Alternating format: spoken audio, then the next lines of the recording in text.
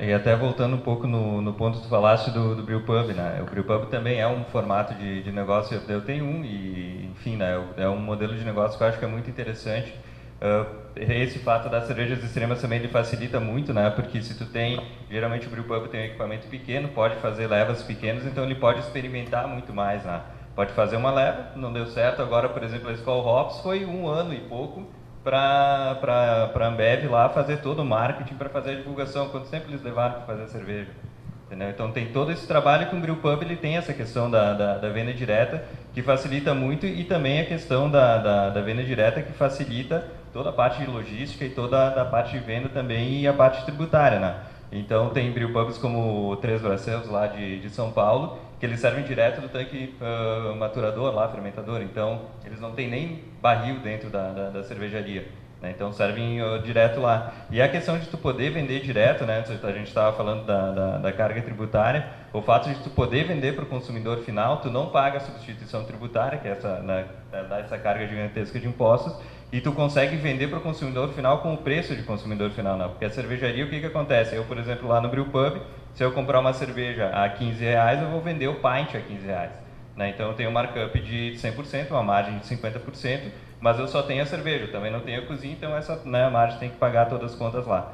Mas eu estou comprando aquilo ali, estou comprando da cervejaria e estou colocando a minha margem em cima. Se tu tem o Brewpub, tu já consegue produzir e vender direto. Então, em vez da cervejaria vender ali a 15 e ganhar os R$2, ela poderia estar vendendo a 30, né? E ganhando toda aquela margem que eu estou ganhando lá, eles poderiam estar ganhando ali também. Então, o Brewpub, ele favorece esse tipo ele aumenta o retorno consideravelmente, claro, aumenta o esforço de gestão, tem toda uma questão que se tem que cuidar também, né, em cima disso, gestão de equipe, culinária, enfim, se tu vai trabalhar com cozinha, mas também tem uma questão que a gente vê lá nos Estados Unidos, né? Os Estados Unidos tem 6.320 e poucas cervejarias, 2.000 e tantas, 2.200 e poucas são brewpubs. Então, 35% do que tem lá nos Estados Unidos são brewpubs que estão trabalhando nesse formato, e a gente vê muitas cervejarias lá dos Estados Unidos que estão reduzindo de tamanho, né? Propositalmente estão reduzindo a cadeia de distribuição, focando nos mercados locais para diminuir o faturamento e aumentar a margem. Porque é muito complicado tu competir, né, com as grandes na questão de logística e assim por diante. Então tu mandar a tua cerveja, que nem aqui, principalmente nós aqui no Brasil, mandar lá para o Nordeste, né? Sai mais caro o frete do que a cerveja quase, né? Lá para o Nordeste. Então, esse eu acho que é um modelo que pode ser sustentável pela questão de tu trabalhar o mercado local, conseguir a união com a comunidade, conseguir difundir aquela cultura, aproveitar a cultura local, e é aquela coisa, cara, se todo mundo quiser colocar a cerveja no supermercado, não tem espaço para todo mundo no supermercado.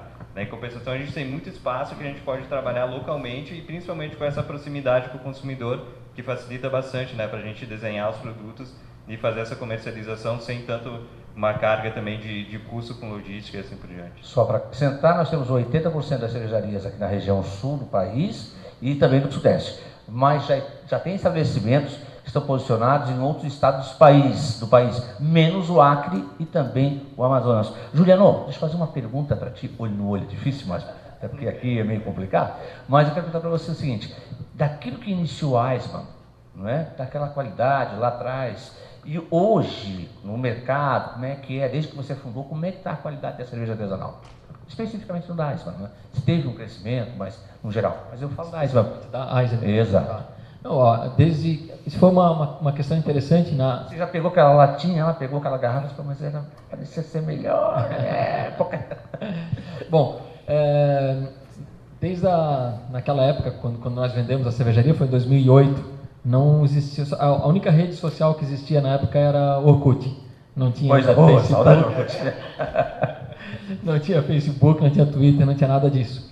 Mesmo assim, nos ameaçaram de morte lá, né? Falaram um monte de coisa, vai morrer, vai acabar. Eu não sei porque você está falando essa questão policial e olhou para mim, eu não entendi. Já passou essa vibe na minha vida. Então, assim, o pessoal aproveitou a comunidade Eisenman que tinha lá no grupo para protestar. E, evidentemente, qual era o maior medo, né? De que vão mudar a receita, vai mudar tudo, vai estragar, vai virar uma cerveja comum. E era muito interessante como quando a gente mexe com comida, com bebida, o consumidor, ele sente o que ele acredita. Então, se ele acha que está com determinado sabor, ele vai beber, ele vai sentir aquilo, é impressionante. Então, por que eu estou falando disso? Porque Nós vendemos e a gente vendia o chopp naquele restaurante na Vila Itopava, Abendbrothaus, não sei se todo mundo conhece, que vende marreco, né? Aos domingos só, né? Que é uma delícia, maravilhoso. E a gente tinha chopp lá. E exatamente naquela semana da venda, naquele final de semana, naquele domingo, né? O dono do restaurante me ligou porque tinha um grupo de clientes de uma mesa grande e todos devolveram o chopp porque disseram que já tinha mudado, que não era mais o mesmo. Eu falei, pô, mas não deu nem tempo da Skin Carioca fazer cerveja ainda, foi a Skin Carioca que comprou, né? Os caras nem entraram na fábrica ainda e o chopp que está lá foi a gente que fez. E os caras já estavam sentindo gosto, sabor diferente na cerveja. Então, isso que eu falei, o cara sente o que acredita. Então, assim, no passado se comprou muita cervejaria, né? Não só no Brasil, fora do Brasil, para fechar, para parar de incomodar, para tirar da frente, ou, né, para mudar a receita, ganhar volume, baixar custo. E quando começou esse movimento aí mais recente aqui no Brasil, e a Skin Carioca nos procurou e comprou também Baden-Baden e comprou Devassa, a proposta era outra. O que a Skin Carioca precisava, né, e foi por isso que eles compraram essas cervejarias, era um produto que permitisse eles entrarem em um ponto de venda mais especial, mais exclusivo. Porque a Skin Carioca era uma cerveja extremamente popular e não conseguia entrar em bons pontos de venda, só bons no sentido de ser mais, né, de um padrão mais elevado. Entrava mais em boteco de periferia. E o que eles queriam justamente o produto que permitisse ao vendedor deles bater lá na porta e ser recebido. Então não fazia sentido nenhum eles pegarem aquele produto, aquilo que era, e pegar e alterar e mudar, porque eles já tinham um produto assim, né? Então a proposta desde o início foi de não mexer e eles realmente não mexeram. Então até que o mestre cervejeiro da Eisenman está lá até hoje, que é o seu Guerra, né? Trabalhando, cuidando da produção, mantendo os mesmos padrões de qualidade. Tá respondida. A pergunta não mudou, então continua mesmo, até porque o técnico está lá. Mas eu sei porque ele perguntou, porque um monte de gente fala que mudou, que não é mais a mesma coisa, mas já falam desde a primeira semana. E eu quero te comunicar que eu já não é nosso, já não está igual, Eu quero fazer uma referência ao Lucas, fica em pé, Lucas, aí. O Lucas, ele é tímido, não quer levantar, mas ele na televisão, quando trabalhava na RIC, ele era o meu mestre, meu professor. Então, são vários os tipos de cerveja. Mas eu não entendo isso, Lucas. Me explica quais são os tipos de cerveja. Doutor, por gentileza, quantos tipos de cerveja nós temos então? O Pilsen é o popular, é o conhecido. Bom, vamos lá. Tradicional. A gente pode olhar, hoje nós temos basicamente 3 tipos. Tipo Lager, tipo Ale e tipo Lambic. Agora, dentro desses 3 grandes grupos, nós temos as subdivisões. Aí nós temos os estilos. E ainda assim, nós temos o que a gente chama de subestilos ou subcategorias. Então, se eu falar Pilsen, tipo de cerveja, está errado. Faz parte. Pode ser. Chama de estilo, né? Exatamente. Estilo. Então, por exemplo, que nem o reality show da Eisenbahn. Então, ele busca algum tipo característico, ele busca dentro desse tipo um estilo e ainda dentro desse estilo, né, uma variação, um subestilo. Né? Então a proposta é o seguinte, é você diferenciar as nuances de cada um desses produtos. Por quê? Quando a gente pega matérias-primas de qualidade com um processo adequado, você transforma esses produtos em uma bebida que vai ter uma aceitação. Então, se nós pegarmos, por exemplo, aqui, para quem é cervejeiro sabe muito bem disso, se nós pegarmos a mesma matéria-prima, nas mesmas quantidades, na mesma safra, do mesmo lote, e der para 4 cervejeiros diferentes, sairão 4 cervejas diferentes. Olha só. Bom, isso porque, justamente, dentro dessa variação eu posso trabalhar de uma forma, a gente falava antes de um aspecto um pouco mais técnico, né? Eu sou um aficionado por espuma de cerveja. Então, toda vez que eu faço a minha cerveja, não interessa o tipo, o estilo, ou o subestilo, subcategoria, enfim, eu sempre trabalho as características de espuma nela. Mas isso é uma coisa do Diogo, do cervejeiro Diogo. Isso não significa que está certo ou errado frente a um concurso, frente a um reality show, por exemplo. Perfeito. E, aproveitando, né? É o senhor que também tem aquela questão da gastronomia junto, né? E qual que tem a combinação, assim como o vinho? Vinho branco, o Edson também sabe muito bem disso, vinho branco, peixe e tal, frutos do mar. O vinho tinto já, uma carne vermelha. E a cerveja? Mas é uma pergunta tendenciosa para quem está falando de cerveja. A cerveja hoje tem muito mais possibilidade de harmonização do que o vinho. Você começa pela simples pelas simples técnicas, você pode harmonizar por corte. Significa, você tem um prato com gordura e você entra com uma cerveja alcoólica, uma cerveja carbonatada para limpar essa gordura da boca. Você pode harmonizar por semelhança, na qual você pega uma característica, e recentemente a Eisenbahn relançou a Rausch Beer, uma das preferidas minha. Eu amo cerveja defumada. Então você pega uma cerveja Rausch Beer e você, por exemplo, vai harmonizar com um prato que contenha bacon. Uma pizza de calabresa, por exemplo. Não é que daí você entra com a parte defumada. Linguiça Blumenau. Ele fica empolgado. Exatamente, com linguiça Blumenau. Aí você pega, por exemplo, por contraste, você vai justamente pegar uma cerveja que tenha uma característica adocicada no seu gosto, no seu sabor, e você vai harmonizar com um prato que é picante. Então veja que quando você trabalha todas essas características, você tem uma possibilidade, isso sem contar, obviamente, sem contar todos os aromas e sabores oriundos dos maltes, dos lúpulos e também do fermento produzido pelos fermentos cervejeiros. Correto, doutor. Obrigado pela participação. Vamos falar da nossa Zenbia. Você disse que começou a outro segmento e tal. Para você sentir, começar a conhecer melhor no paladar, digamos assim. Aliás, quando você falar em prato, combina com isso, com aquilo, já me deu uma fome. Isso vai ter que cozinhar pra gente depois. Depois vai ter cerveja com queijos aí. Vamos falar da Zenbia, então, nesse sentido de sentir o sabor e diferenciação. Para você, que, entre aspas, era um leigo, que aí entrou no mercado profissional nesse sentido. Como é que foi? Bom, primeiramente é o seguinte, é aquilo que eu já falei para vocês, né? Eu tive que fazer graduação, pós-graduação, mestrado e doutorado em questão de meses. Então eu não tive tempo. Sim. É onde que eu reforço muito o quanto é importante nós termos na organização um corpo técnico bem formado.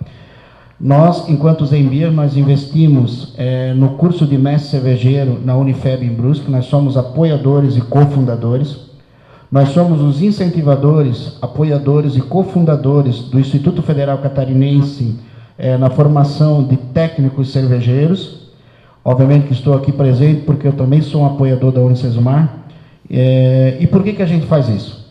Porque eu senti na carne, em muito pouco tempo, ter que pilotar um avião a jato, sabendo que o meu curso era para guiar um Fusquinha. Uma cervejaria, eu tenho uma experiência bastante grande. Eu sou formado em mecânica, administrador, pós e mestrado em gestão, trabalhei em grandes corporações, venho do mercado de consultoria empresarial e óbvio que de gestão a gente entende um pouco, sim, não significa que eu entendia de cervejaria. Quando a gente se deparou assumindo a cervejaria, de certa forma até estava um tanto largado, nós tivemos que realinhar uma série de situações.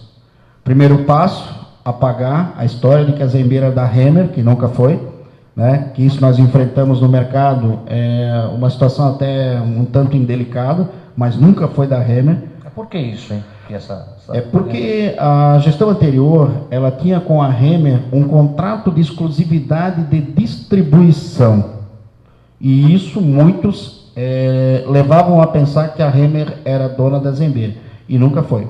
A Hemmer sempre foi da família Zen, e passou de pai para filho e de filho para uma gestão profissional, que somos eu e mais um gestor na empresa atualmente.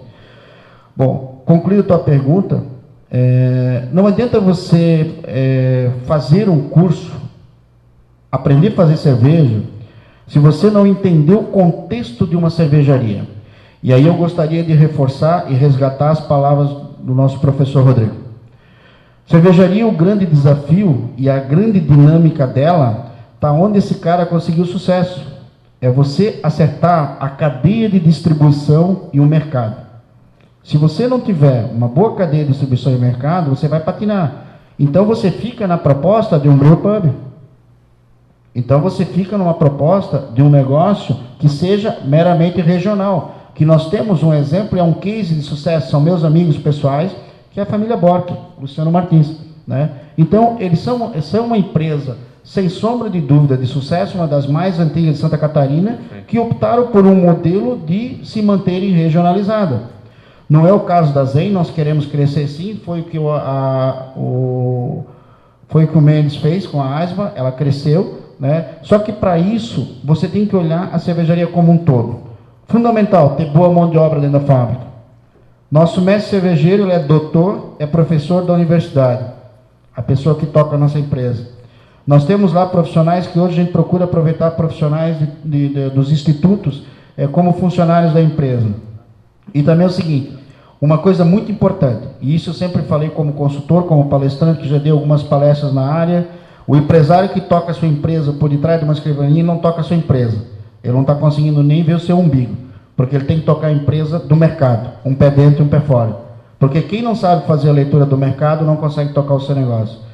E não é diferente no segmento de cervejaria. Quem manda em nós, e está aí o Juliano que pode me ajudar e me defender também, é o mercado, pessoal. É o mercado. Conversávamos aqui, antes de a gente entrar nesse bate-papo, onde é consenso dos debatedores aqui em cima de que muitas vezes a gente entra no negócio, acha que vai sair dele, né, com o bolso cheio de dinheiro, mas sem olhar as nuances e os detalhes e os desafios que esse negócio eles nos propõe. E muitas vezes é o seguinte, você tem lá um custo para fazer uma cerveja artesanal elevado? Sim. Qual é o teu desafio? É você conseguir fazer um preço de mercado que o mercado compra essa tua boa cerveja. Boas cervejas, o Vale tem de monte. Vocês não têm ideia a excelência de produtos que nós temos na nossa região. Agora, detalhe. Onde é que está a absorção do mercado nesses produtos? Vocês veem? Eu viajo o Brasil inteiro, já viajei para o exterior pela minha empresa, e muitas vezes o que eu me deparo é meramente com essa realidade. A dificuldade da cadeia de distribuição, onde as grandes nos engolem. Olha onde é que está a Eisenbahn hoje. Brincava com o Juliano aqui. Pô, estive lá em Belém do Pará, tive que tomar Eisenbahn. Não tinha exemplo. Cheguei lá, mas a Eisenbahn estava lá. Eu tive no interior do Rio de Janeiro recentemente, eu tomei Eisenbahn, pessoal. Eu tomei Eisenbahn no interior de São Paulo. Então, a Eisenbahn hoje está praticamente em todos os pontos do Brasil. Mas por quê? Porque pegou na veia e caiu num canal de distribuição que os caras são fantásticos. E esse eu vejo que é o grande desafio para quem quer entrar no mercado ou para quem está buscando, né, atuar num segmento onde tenha um pouquinho mais de escala. Senão, realmente, o meu conselho, né, a minha dica é você trabalhar de forma regionalizada. E aí entra a importância também do curso e do pessoal entender tudo que envolve, né, a questão da cervejaria. Porque tu abrir uma cervejaria não é simplesmente tu fazer uma panela maior, né, como a gente faz, né? Tem muita gente que, apesar de que muitos equipamentos que a gente vê por aí realmente parecem um homebrew gigante, né?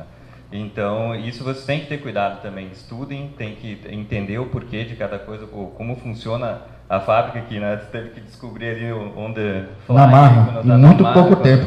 Quando estava funcionando, e aí coisas para vocês pensarem aí nessa questão também. A questão de... a gente estava falando da questão de preços, né? Então, qual que é a relação entre o custo e o preço de uma cerveja? Nenhuma. Né? O preço é o que o mercado paga, o custo é que tu tem que correr atrás para te ter uma margem pelo preço que o pessoal vai te comprar. Mas aí como que tu trabalha? Então a gente não consegue mexer no preço, a não ser que a gente consiga se posicionar com um produto que seja aceito por aquele valor. A gente sobra para a gente trabalhar o custo, né? E como é que a gente vai trabalhar isso? Primeiro tem que ter gente qualificada, que saiba o que está fazendo e que consiga produzir, porque mesmo com equipamento bom, se não tiver o pessoal qualificado, tu não vai conseguir fazer. E a outra questão é olhar os equipamentos realmente, porque tem muito fabricante de equipamento entrando, né, que vieram de outros mercados por causa da crise, acabaram vendo uma oportunidade na cervejaria. É um pessoal que talvez até entende um pouco de solda, mas não entende nada de cerveja. Né? Então, a gente sabe que para fazer um equipamento na cervejeira adequado, existe toda uma relação de medidas, de tamanho, de peso por centímetro quadrado lá no fundo velocidade de rotação, e aí a gente recebe os videozinhos no WhatsApp de fermentadores explodindo, né, de problemas aí nos equipamentos, e a questão também de sempre procurar buscar o máximo de automação possível, né, para a gente poder conseguir reduzir o nosso custo fixo ali de operação, e também porque era uma coisa que eu estava conversando com o Adriano até antes ali, que é assim, o Alfonso lá da Palenox, eles inventaram um sistema lá que eles aproveitam bem o calor, enfim, tem um custo baixo de produção. E eu uma vez conversando com ele, me falou, cara, olha só, se tu pagar mais caro por um equipamento, tu vai demorar 4 ou 5 anos a mais para pagar aquele equipamento, mas quando terminou os 4 ou 5 anos, ele está pago. Né? Tu terminou, tu pagou aquela conta ali. Agora, se tu compra um equipamento ruim, que em vez de te custar R$1 por litro, ele custa 3, esses R$3 vão contigo para o resto da vida. né? Tu nunca mais te livra daquilo ali. Aí quando tu tem que disputar por preço no mercado que está cada vez mais competitivo, tu tá, né, tá quebrado. Então, isso tem que ser pensado, vocês têm que olhar isso, tem que, né, a questão do curso também é trazer essa questão dos equipamentos aí, e isso tem que ser colocado na ponta do lápis, né, porque senão depois acontece, né, o que é isso que eu tenho aqui, né? Eu estou diante de um elefante branco, mas eu não tinha percebido. Professor Felipe, bom, o mercado, e para fechar, para a gente encaminhar para a reta final do evento, o mercado, né, o senhor como empresa, Zenvia, Edson, precisa e está ansioso, aliás, está necessitando de profissionais no mercado? Existe essa demanda da empresa, desse mercado cervejeiro? Sem sombra de dúvida. Falta profissional? Não, sem sombra de dúvida. Esse é um mercado extremamente carente. Eu acho que o Juliano, como eu, nós estamos pegando um momento onde o mercado está aflorando agora. Ele não teve essa oportunidade, eu também não tive. Quem nos antecedeu, com certeza, também não teve, porque a cultura cervejeira, apesar de ser uma cultura que foi vinda já com a colonização de quem colonizou a região, e aí eu me coloco, porque meus familiares eram alemães também e faziam cerveja em casa, mas com a qualificação atual, torna tudo mais fácil para nós. E tem um detalhe, se a gente tem uma boa equipe, se a gente tem bons profissionais, nós que estamos na linha de frente, nós ficamos mais liberados para fazer aquilo que é a nossa missão, que realmente é correr atrás desse mercado e ter mais espaço. Mercado tem, pessoal. Não quero desanimar ninguém aqui com algumas colocações que eu fiz, mas somente ser realista. Mercado tem, e o mercado é gigante, gigante mesmo, porque nós estamos no início de uma curvatura de aculturação no Brasil. Então, isso é muito recente. Somos aqui os nonos da casa, juntamente com os Borques em Santa Catarina, mas quando a gente olha para aqueles números de que nós não representamos 1% na cadeia de consumo ainda, e lá fora, essa cadeia de consumo, ela é bem maior, mas muito maior já, significa que isso não vai ter volta. Então, mercado tem. Agora o detalhe, vamos ter que se preparar bem, por quê? Porque os nossos concorrentes não somos nós cervejeiros artesanais, de forma alguma. Quanto mais cervejaria artesanal aparecer, quanto mais a cultura aflorar, melhor para nós. Nós concorremos diretamente com quem aculturou esse Brasil, que são as grandes cervejarias industriais. Foi elas que trouxeram o produto para o Brasil, não fomos nós. Então, eles são os nossos concorrentes e é com eles que nós guerreamos lá na gôndola do supermercado. Não só no botequinho da esquina, não, mas lá na gôndola do supermercado, onde nós, como indústria, queremos colocar o nosso produto. Eu acho que nisso o Juliano pode complementar, porque ele viveu isso talvez até melhor do que eu. Eu concordo plenamente. Eu acho que é isso aí. É um mercado que tem desafios enormes, né? Não é fácil. A questão tributária, a questão financeira, botar o produto, fazer o produto é uma coisa, colocar ele da porta para fora é outra, completamente diferente, né? Também tem desafios enormes. Então, eu acho que tem que ter, né, se preocupar com questões que são, pode se considerar básicas, né? Em primeiro lugar, tem que ter qualidade. Em segundo lugar, tem que ter uma boa gestão, né? Tem que saber administrar o negócio. E para isso precisa de preparo, precisa se desenvolver. Sobre o que o Edson colocou, que eu concordo plenamente com ele, o mercado é imenso, é enorme, e não é moda, né? É fato já. A gente começou faz 16 anos, e o mercado não para de crescer. Acho que nenhuma moda dura tanto tempo assim. É diferente de paletas mexicanas, né? É diferente de frozen iogurte, é diferente de, sei lá, vários outros modismos que, assim como vieram, desapareceram. Eu acho que a cerveja não é isso, porque eu acho que uma pessoa, quando começa a beber cerveja especial, ela não volta mais a beber cerveja comercial. A diferença é muito grande, é enorme, né? E a pessoa se acostuma a beber cerveja com mais sabor, com mais amargor, ou com pouco amargor, mas uma cerveja mais saborosa, né? Que oferece algo mais, não só aquela coisa gelada, estupidamente gelada para matar sede, para se refrescar, ou para bater papo. Não. Quando ela oferece algo mais, as pessoas passam a querer cada vez mais isso, né? E não volta mais. Então, não é moda. Quando nós começamos em 2002, citando o exterior aí, né? O mercado externo, que o Edson falou várias vezes, nos Estados Unidos existiam 1.500 cervejarias. E nessa época se falava que o mercado lá tinha atingido o ápice, o topo. Dali não ia mais para frente e tinham cervejarias até fechando naquela época, né? Diziam que é isso, acomodou, é por aí, daí não vai mais. Hoje tem 6.000, né? Então, realmente, deu uma acomodada naquela época, mas de repente voltou e voltou com tudo. Hoje as cervejarias americanas têm 20% do mercado. No Brasil tem 1%, mas nos Estados Unidos tem 20%.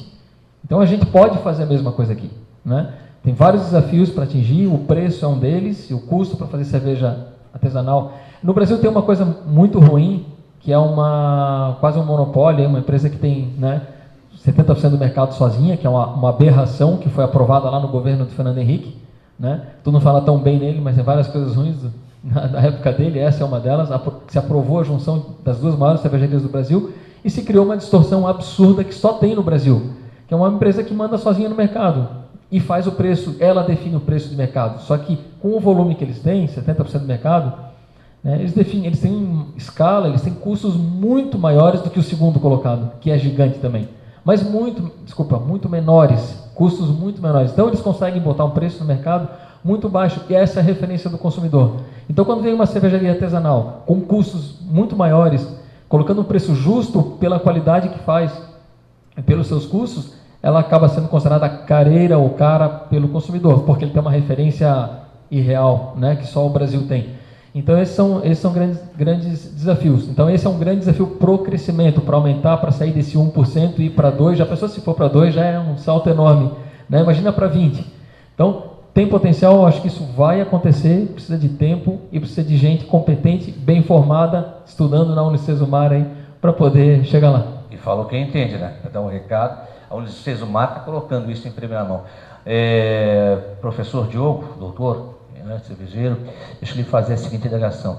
A Unicesumar começa exatamente esse curso com essa pretensão, ou seja, qualificar o pessoal, porque de repente se via no Brasil um pouco tempo atrás, e ainda tem em larga escala. Vamos falar aqui de Blumenau. A grande dificuldade do empresariado de Blumenau e da região era encontrar profissional qualificado para ocupar nos mais diversos segmentos, enfim, as vagas. Não é? E hoje não é diferente de uma cidade que é capital e uma região que é o Vale da Cerveja, que é regra para o Brasil, não é? Que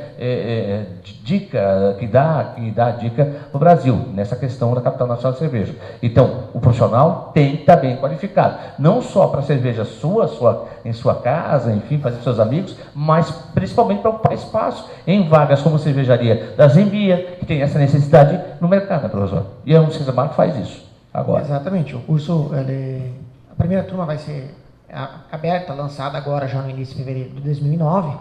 2019? Isso, 2019. Isso. Falei o quê? 2009? Não preocupa, tudo certo. Vocês têm aí na pastinha, tem um folderzinho na qual vocês podem ver, por exemplo, algumas características do curso ali, tem ali a matriz curricular, ou seja, aí vocês podem verificar que de fato tudo aquilo que a gente falou hoje, o curso da Unicesumar vai trazer. Vai trazer a gestão, vai trazer o empreendedorismo, conhecendo os modelos de negócio, vai trazer a parte de fomento de cervejaria, a gente vai trabalhar com a questão de tributária, a gente vai trabalhar com as questões de produção, de equipamentos, no qual a gente vai discutir, obviamente, equipamentos, né? Toda a parte técnica, nós vamos trabalhar com a parte sensorial. Um diferencial do nosso curso é a confraria do conhecimento. Então é uma reunião quinzenal ao vivo, em que, por exemplo, a gente vai pegar uma Eisenbahn, vai pegar uma Zembia, e nós vamos degustar ao vivo com todos os nossos alunos do Brasil. Ou seja, a gente vai buscar rótulos que eles tenham acesso para que eles compreendam essa parte de gestão também.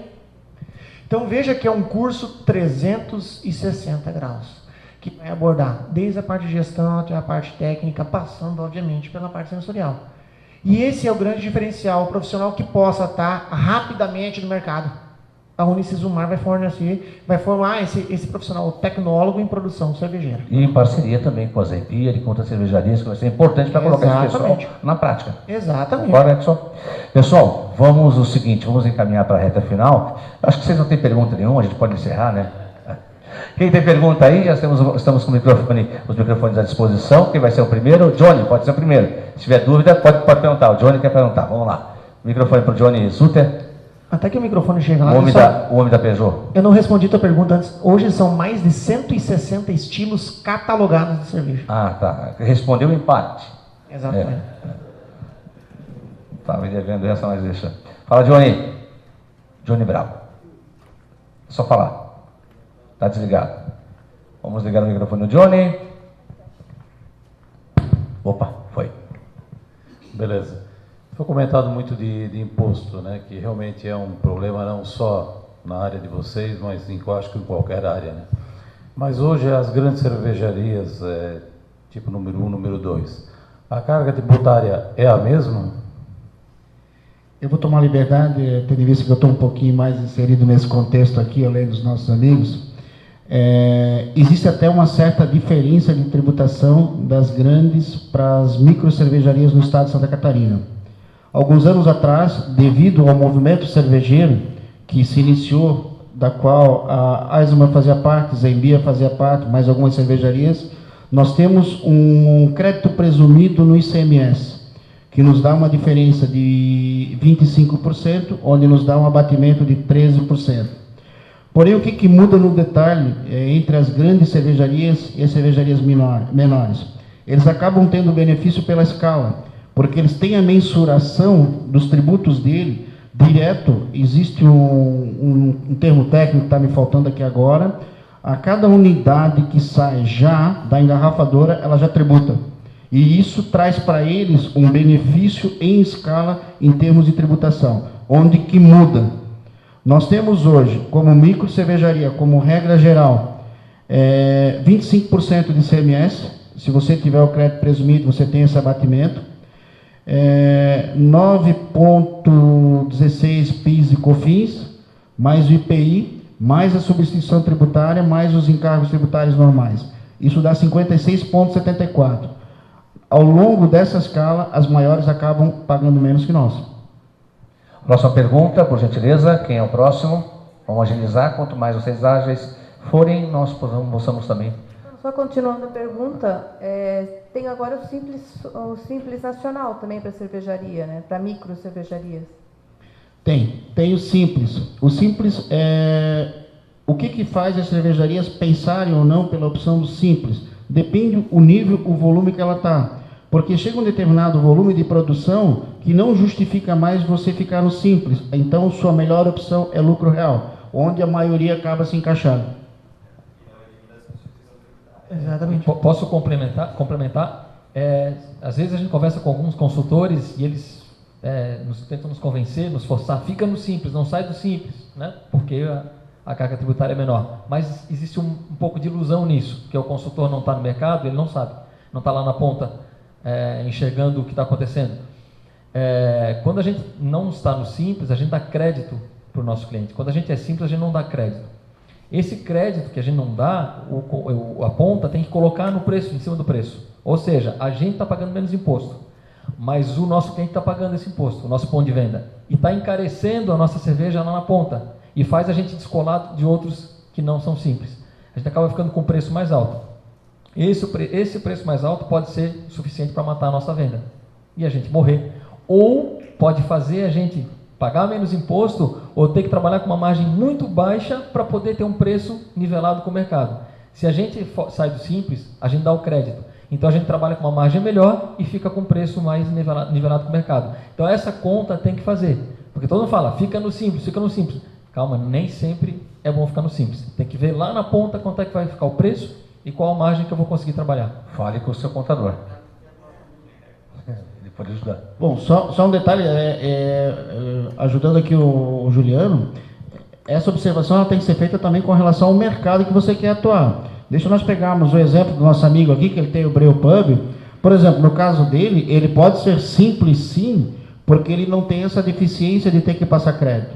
Então, se você está atuando no mercado regionalizado, você pode ser uma excelente cervejaria, de uma rentabilidade de excelência e se manter no Simples. Mas essa é uma opção. Do momento que você quer crescer a sua empresa, que você quebrou essa barreira de litragem, de volume de faturamento, com certeza, tá, essa vai ser a pior opção, porque você vai ficar pressionado pela necessidade do crédito, conforme o Juliano comentou. Bom, próxima indagação, por gentileza. Quem vai perguntar? Meu nome é Ricardo, eu estou em fase de planejamento de uma cervejaria, até no em Blumenau, para cima, Mato Grosso, e eu fico olhando fornecedores, fico vendo o tamanho de equipamento. A maior dúvida, assim, no início está sendo como escolher um porte inicial. Tudo bem, o dinheiro limita, óbvio, mas a questão de, tipo assim, vocês também na hora de crescer também devem pensar, troco a cozinha, aumento os fermentadores. Tem uma dica para a gente adaptar o nosso, um exemplo, eu posso pegar vários fermentadores para a mesma cozinha, mas eu vou estar enchendo de fermentador. Tem alguma dica para a gente pensar em gasto menor nisso, otimizar esse custo?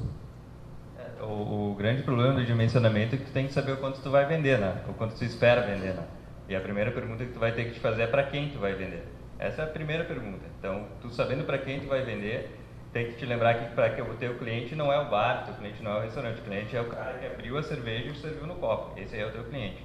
Então, tu vai ter que procurar entender onde esse cara está. Né? Para quem tu vai ser, porque isso vai influenciar inclusive no estilo que tu vai, nos estilos que tu vai definir para vender, no preço que tu vai poder vender aquela cerveja e nos lugares onde tu vai poder colocar ela. Então, procurar entender quais são esses lugares, qual que é a demanda, cara, isso tem que bater perna, tem que ir conversar, tem que falar com os bares, tem que tentar entender aquilo ali, para ver o quanto tu vai conseguir começar a ter um volume inicial para vender e o quanto tu espera expandir também. E aí entra a questão do que tu quer da tua cervejaria. Tu quer ficar com ela ali, tu quer expandir ela para outros, e aí o que acontece? Tu vai ter que ver o público que tu tem ao redor ali, porque daqui a pouco tu vai chegar à conclusão que para te fechar a conta da cervejaria, ou para te atingir o público que tu precisa, cara, tu vai precisar, sei lá, vender 1.000, ou 2.000, ou 3.000 litros. Isso tem potencial de venda desses 2.000 na tua cidade? Não, então qual que é a próxima?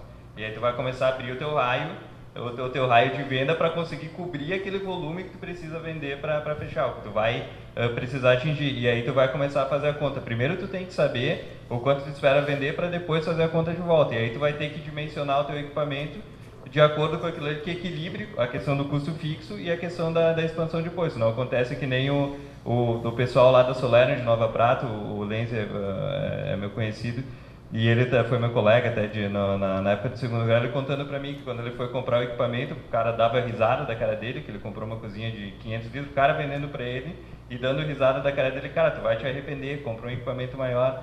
E ele, não, assim tá bom, aí comprou os fermentadores de 1.000 e de 500, primeiro mês de operação da cervejaria ele já estava esgolado, né? Aí ele comprou duas coisas, comprou um fermentador de 2.000 litros e uma cama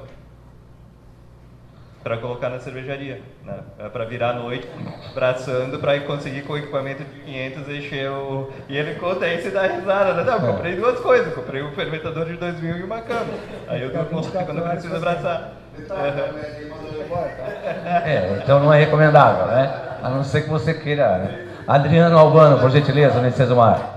Então, antes conversando com o Felipe, ele estava comentando sobre a questão do brew pub. Eu não sou da área, então não conhecia, achei bastante interessante. A gente está falando muito aqui da questão de produção de cerveja e tal, e o custo e a dificuldade de colocar isso no mercado. Mas eu achei muito interessante quando ele me explicou exatamente o que é um brew pub e que você produz, né, exatamente. Então, assim, eu acho que seria talvez interessante, talvez reforçar, não sei se foi explicado direitinho exatamente o que é esse modelo de negócios, e porque na verdade quando você vai produzir, você também tem um outro caminho, que você tinha falado da margem, você tinha me falado de valores, não sei se pode falar de valores exatamente, mas que realmente você teria uma margem muito maior, mas é um segmento um pouquinho diferente, você não precisa de em larga escala, mas você também aprende a fazer cerveja artesanal e tem o seu público específico. Sim, a gente até é um modelo bem, é um modelo híbrido, digamos assim, né? Porque a gente começou como cervejaria cigana, a gente acabou acontecendo o bar lá e como a gente queria fazer a nossa cerveja para poder vender, a gente acabou virando cigano, né? Porque não ia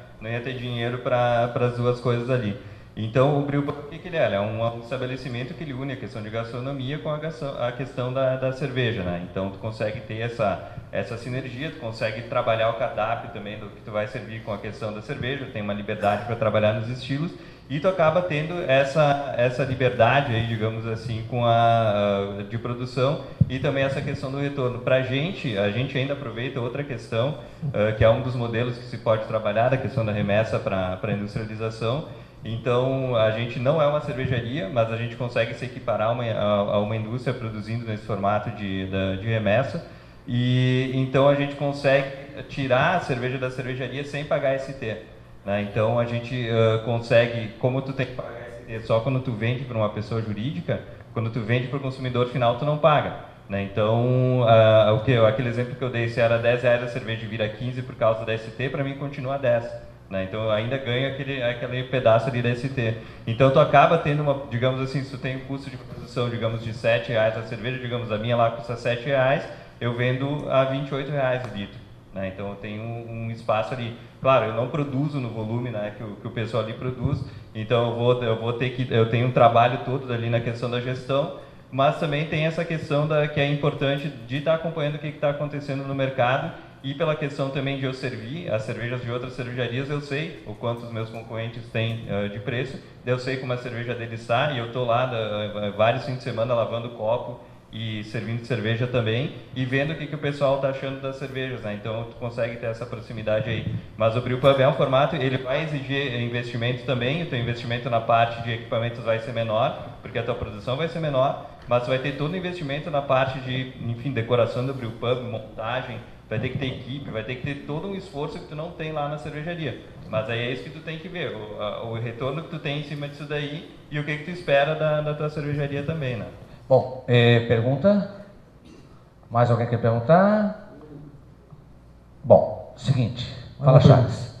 Charles aqui da CID. Só queria uma pergunta. Para aquisição dos equipamentos para fazer cerveja, as cervejarias já encontram aqui em Santa Catarina todos os equipamentos ou é tudo de fora? Uma boa referência para esse seu questionamento hoje é a própria Escola de Cerveja e Malte, onde tem bastante fabricantes que estão vindo do Rio Grande do Sul e se associando com a escola e fazendo parcerias para fornecer equipamento. De um modo em geral, os melhores fabricantes de equipamento hoje, eles estão no Rio Grande do Sul. Então, também aí nos colocamos à disposição, tá aí nossos contatos, coisa e tal, quem quiser nos acionar aí, naquilo que a gente puder ajudar. Nós temos, com certeza, conhecimento de vários fabricantes e alguns até que são amigos mais próximos, que já são fornecedores nossos hoje. Depende, obviamente, do que o senhor vai desejar, mas com certeza acho que já vai encontrar por aqui por Santa Catarina, tá? Pessoal, mais uma indagação, os nossos convidados vão estar à disposição também, né? Vamos fazer parte aí da degustação, enfim, depois um papo legal aí fora. Eu quero aqui encaminhar para o encerramento, agradecer os nossos convidados, enfim, quanto é importante tê-los aqui com a gente.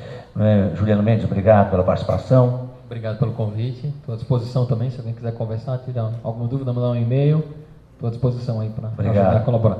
Parabéns pelo trabalho executado até então, com relação à ISBA. Edson Zenbia, obrigado pela participação. E sucesso cada vez mais, né? E que você possa ir nos mercados fora também encontrar as Zenbias, né? No Rio de Janeiro. Estamos trabalhando arduamente para isso. Gente, obrigado pela oportunidade, é sempre um prazer. A Zenbia está de portas abertas. Nós temos um programa de visitação na fábrica para quem quiser nos visitar, de segundas às sextas-feiras, das 8 até as 11 da manhã e das 14 às 17 horas. Sábado, sob horário agendado. O telefone da empresa é o 47-3351-6685 e aonde vocês podem também, visitando a empresa, apreciar o nosso German Pub, que é o nosso bar lá, e degustar de nossos produtos também. Obrigado Adriano, obrigado Unicesumar, contem com a gente. Aliás, o pub lá do Edson, da Zenbia, é espetáculo, né? É maravilhoso, e a gente brinca, porque só que você deixou aí a bola quicando, eu não podia deixar passar, né? Mas você que está no caminho, é legal, é importante, é uma ótima cerveja também. Obrigado pela participação, Felipe. Eu agradeço também, pessoal, agradeço a todos aí a paciência, né? E recomendo também que vocês conheçam aí o curso, né? A gente está trabalhando bastante para fazer um conteúdo bem de acordo realmente com o que é o mercado, com a realidade, para formar profissionais que estejam realmente prontos para chegar e colocar a mão na massa, né? Professor Doutor Diogo. E agora é com o pessoal, né? Vamos compartilhar, como a gente diz nas redes sociais, a gente que é da época do Orkut, né? Então a gente está falando das redes sociais, vamos compartilhar essa informação que é fundamental. A Unicesumar, que já tem aí uma participação muito boa no mercado, no ensino à distância, o MEC coloca como a maior nota, né, do MEC, então tudo isso, e agora justamente essa questão cervejeira. Bom, primeiramente agradeço a presença de todos aqui. A Unicesumar realmente veio trazer uma proposta de curso, de inovador e muito mais do que isso, fazer essa discussão aqui em Blumenau, que mostra que realmente a cerveja tem um papel importante e como, né, o Edson e o Juliano já comentaram, realmente não é moda, é um produto que está aí, que tem um mercado para expansão e que agora tem a oportunidade de ter e de usufruir de profissionais especializados que a Unicesumar vai formar. Obrigado mesmo. Só para reforçar o que o Juliano falou, há 16 anos atrás, Estados Unidos tinha o que de consumo?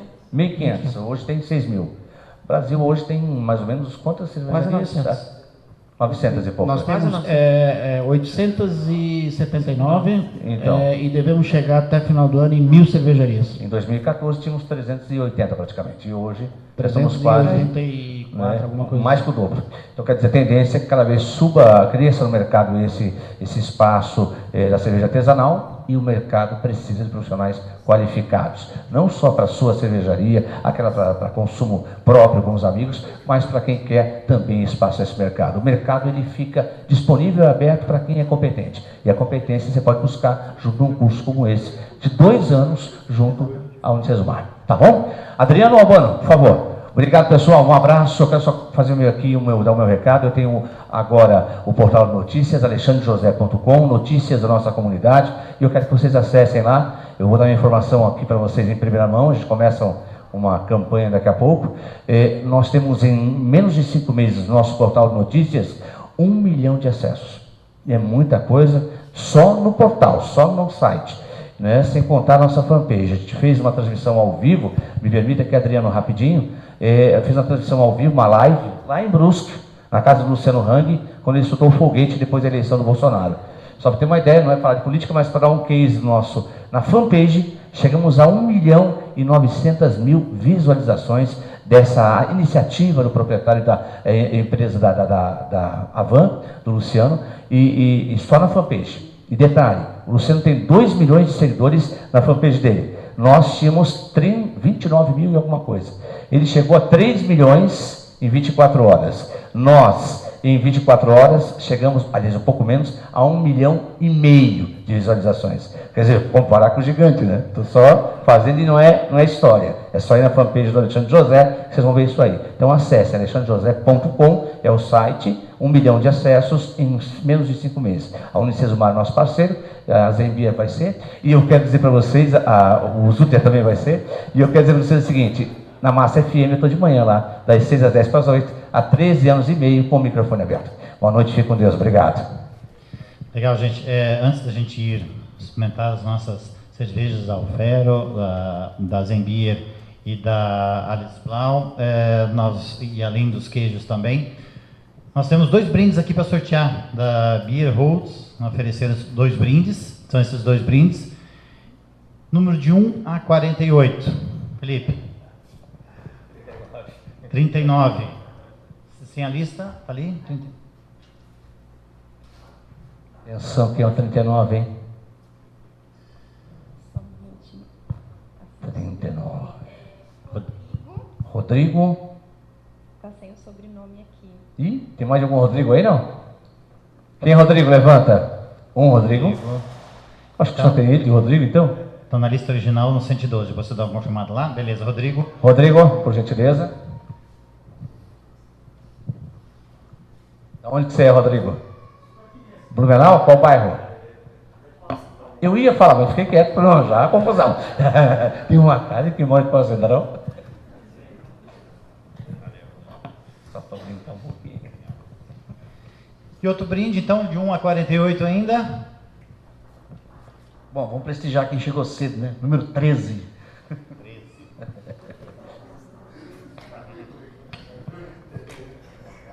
William Parma. William. William, de onde você é, William? Gaspar. Quebra costela, né? Quem nasce é Gaspar? Não fala isso pro Gasparense, que eu fico bravo, rapaz. Uma vez eu resolvi fazer isso no cinema, quase eu ponho no Gasparense. Sério?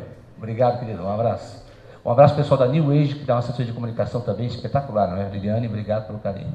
Exatamente. Nossa assessoria de imprensa, inclusive, há quantos anos? 6 anos. 6 anos. Pessoal, vamos lá, vamos aproveitar, degustar aí as bebidas e a gente conversar um pouco também no hall aqui fora. E o recado, meu Adriano, se beber, não dirija. Vamos lá.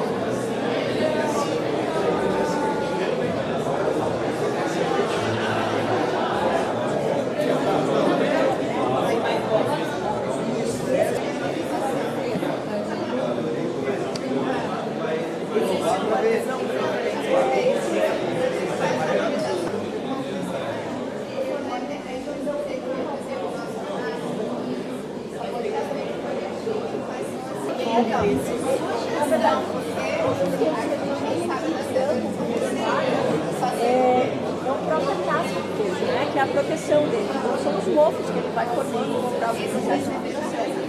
Esse esses pontos escuros aqui, é mais mofo. Esse é o mofo azul do gorgonzola, aquele ponto, é por isso que ele tem esse nome de coista azul. Tem mais mofo, deve ser mais gostoso, né? Prova, depois eu fiz. O que você achou? Só uma dúvida, foi eu. Você abre depois. Você não gosta? Vai lá. Pode consumir.